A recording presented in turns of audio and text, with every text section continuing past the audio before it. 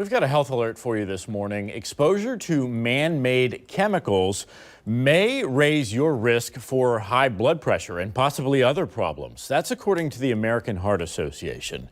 Listen to this. The study found that middle-aged women in particular were the most at risk.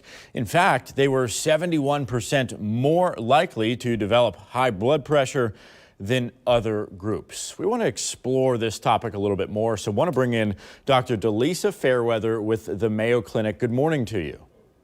Good morning. Thank you for having me. Absolutely. So, Doc, looking at this, a lot of experts are calling these forever chemicals. What does that mean?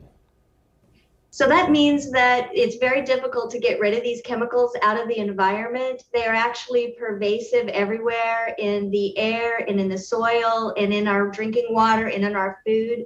And our body doesn't metabolize them down well, and they also don't break down well in the environment. Mm-hmm. What are some examples of these man-made chemicals? Things that we all might be around day in and day out?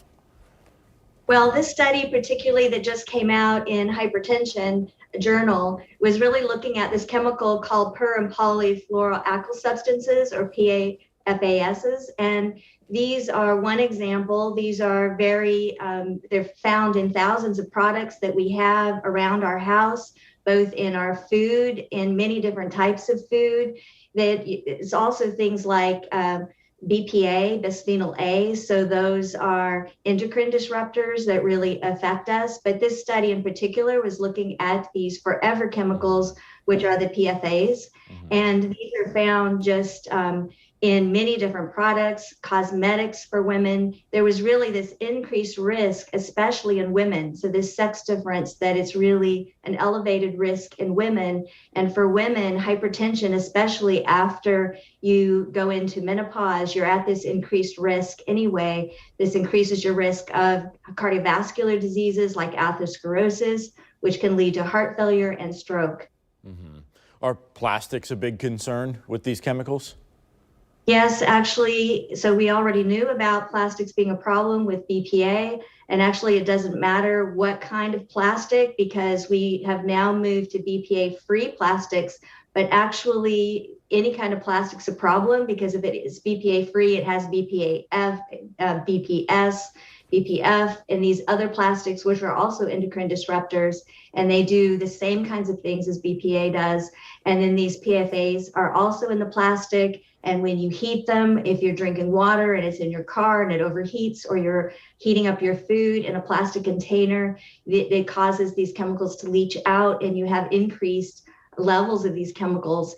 And in fact, they have been found in a study by NHANES. This is a really important government funded study, was found to be these chemicals in everybody that they tested. So these are widespread contaminants at really affecting our health. They've been found at even all levels to affect our health. Before we wrap up, I want to talk about what we can do to lower our risk. Obviously, these things are all around us, but there are some simple steps to at least reduce the exposure to these chemicals. Right. So, of course, we need to really, support what's happening with the different areas of our government, which are trying to reduce these chemicals. Some states are looking at trying to ban them, and that's very important to support those efforts. But what's most important is what we can do ourselves personally, and really our purchasing power is very powerful. We need to read every label when we go in to buy our groceries and look at what we are purchasing, and if it has any chemicals in it that we don't understand what they are, we need to not purchase those items and find things that are natural and don't have chemicals in them, because all of these chemicals are being found to cause problems, as we are studying and researching them. And these are in our food, and we need to really look out for ourselves, and what we purchase will let us, be able to have the greatest say for what products get changed. Of course. Dr. Fairweather with the Mayo Clinic, thank you for your time this morning. We appreciate you. Thank you.